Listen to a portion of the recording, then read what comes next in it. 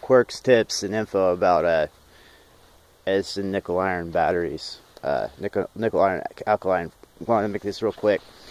The terminals are tapered. Okay, they require custom terminal connectors. It is a son of a gun to find ones that fit. So be aware of that. I have another set, smaller. I had to use M1 Abram surplus terminal connectors to try to get them connected. So if you can, get the ones that still have the terminal connectors. Save you a lot of pain. Everything's nickel plated. The industrial version was triple nickel plated, I believe. That's why they're still pretty shiny and nice looking. When you get them, coat the tops with Vaseline. Alright, we're not talking inside here, not inside here, not a bit. Don't put it inside there, no. Do it outside. Vaseline all the tops. Edison had something called Esbeline, just Edison Vaseline. So that's what I'm gonna do next. I'm gonna dry these off. These are not the condition I would keep them in. Just bought them straight from the estate sale. Check my other video. Vaseline the tops, all the tops. Vaseline, just Vaseline the heck out of the top. The side had a black paint called Esbolite. It was basically a paint that kept there's a little bit right there in that corner. The wood was also coated with that, as far as I know. Esbolite was a non-conductive paint. It was also alkaline resistant. You can see these little nipples and stuff. That's what held in the crate here. There's actually a rubber cap that goes on here, and then you can see the cutout there. How there was a rubber cap on that, and that fit in there. That was part of the suspension, I would say. I think it's called a suspension boss, actually. What else? So when you recoat these, use like a rubber paint.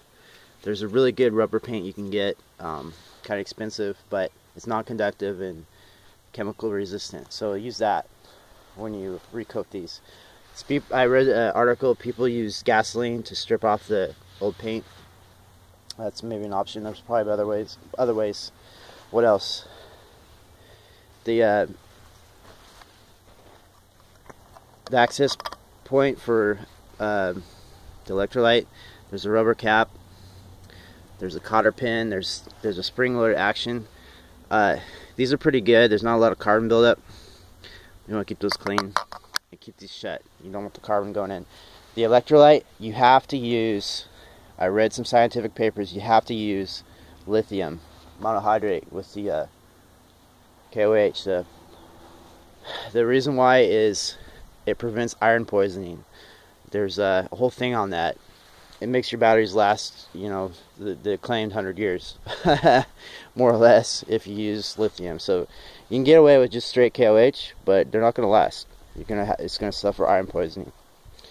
So that's the latest on that. What else? The nickel finish can strip off, especially if they were misstored and things. So watch out, because under there there's steel, and steel can rust. I don't know how far this video will go. What else? What other little tips? Nickel iron is different from nickel cadmium. All right, they're different. They're similar, but they're different.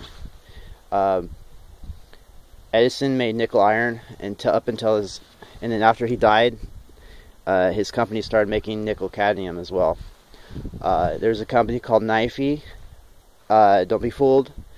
They made mostly nickel cadmium, even though Knifey stands for nickel iron in the periodic table. So something to think about. So even if it might say Knifey, it might be nickel cadmium. Something to check out. It's a lot of beginners can screw up on that, and a lot of people think they have nickel iron batteries and really have nickel cadmium.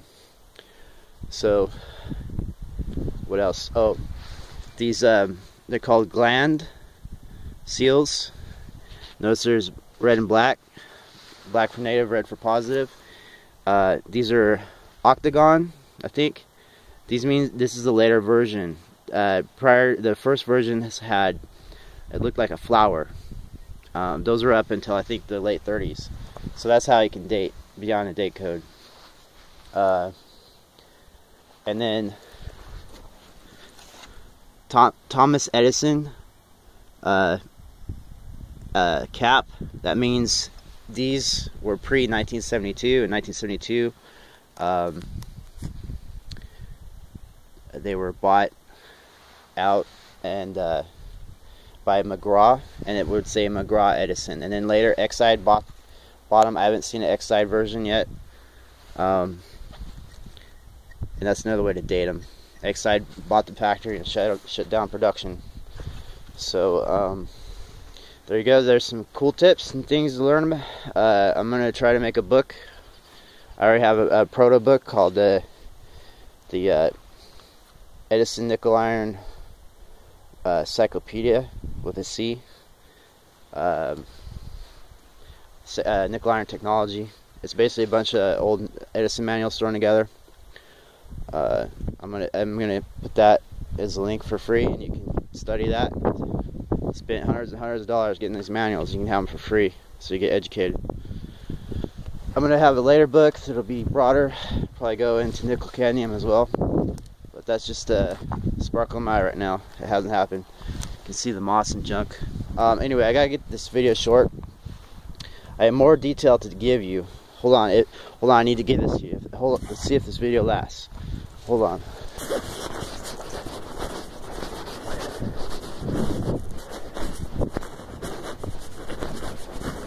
Yeah, sorry for the blackout and stuff, but if you're paying attention and stuff, you'll soldier through it.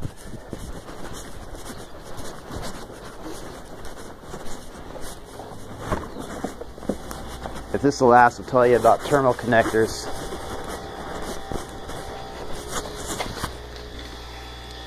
Okay, see this? See how that's wire in there? This was connecting a cell battery bank to a cell battery bank. That's a variation. It's another example. So these came with that. That's good. This is an example of that rubber thing I was telling you that goes on the suspension boss that broke off. Transit.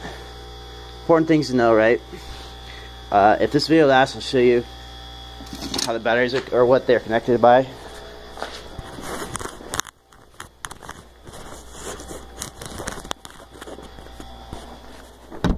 Cell to cell. So you saw that wire connector? That's different. The cell to cell connectors are nickel plated, solid copper.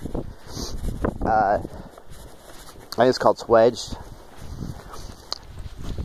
Nickel plated solid copper right here, and then this is nickel plated steel. And the nut itself, it's a special sort of nut.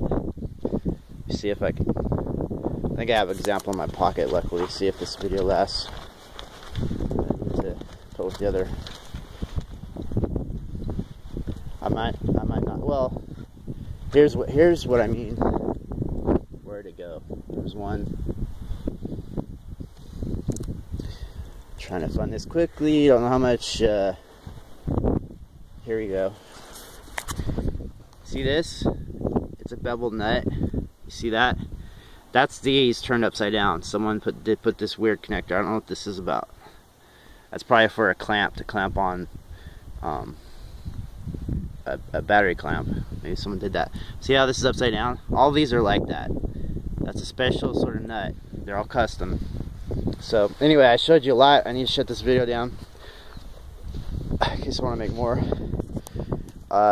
If you want to learn about nickel, iron, batteries, make sure you click on the link. It's a free Google Drive download, and educate yourself. I'm tired of listening to people not knowing what's going on, and all these crazy legends and stuff. It's time to get educated on this stuff. Alright, thank you so much.